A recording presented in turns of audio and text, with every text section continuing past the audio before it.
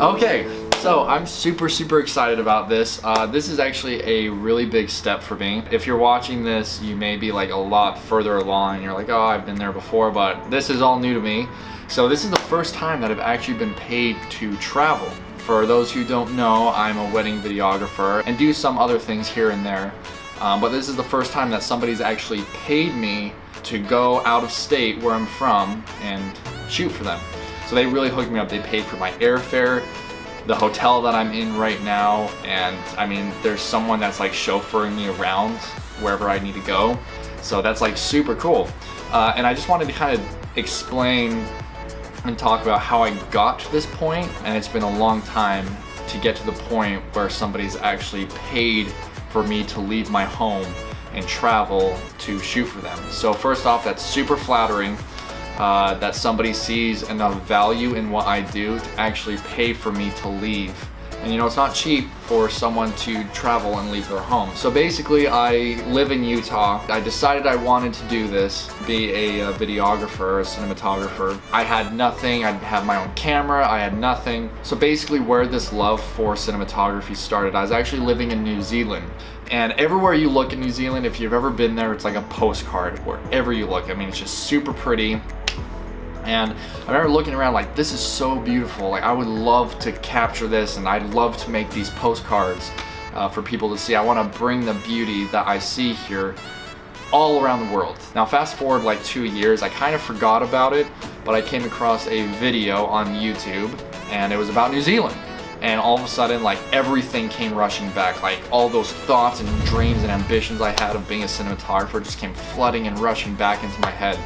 And so I was like, you know what, I'm gonna do this. So I was working a part-time job and going to school, and with the little money I had saved up that wasn't going towards like rent or my education, I bought my first camera, and it was a cheap camera.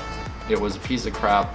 I actually have it. So I bought my first camera, and this is it. It's a Panasonic Lumix FZ300. And at the time, I think I spent like $600 on this camera. I mean, it's got a fixed lens, so you can't even change the lenses, and it was like 600 bucks, and I think now you can get them for like 300, maybe even 200 if you're pushing it. But this is what really got the ball rolling for me. And basically, something I learned really fast is you're not gonna have any clients right off the bat. And first off, a client is only gonna wanna hire you if they can see what you've done and they decide that they like what you do. And living here in Utah, this state is just like very family orientated, and marriage is a huge deal, and a lot of people get married in these temples, which are these really beautiful temples scattered all throughout the state. And so basically what I did is I took this camera, I took a glide cam, which was actually my dad's, at the time I just went and got some pretty shots of the temple. And you know what I did? I went to people and I said, oh, I'm just gathering a bunch of stock footage for some up and coming weddings I'm doing. I had nothing. I had no weddings up and coming and everything, but I was faking it until eventually I felt like I could make it. After doing that for like 3 months of like posting like my shots of the temple and just cinematography on Facebook, Instagram, finally somebody messaged me, and she was like, me and my boyfriend, we're getting married in a few months, and we want to know how much you charge.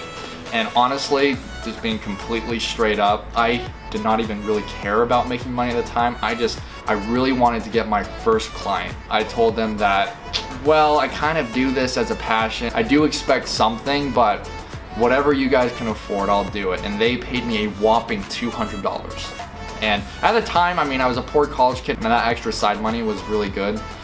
So they did end up hiring me, and they paid me the $200. I think I spent like 15 hours filming and editing that thing all together. And all the time I took traveling, I probably lost money, but it was worth it because now I had something to show with my portfolio. This is what got the ball rolling. I did something for dirt cheap.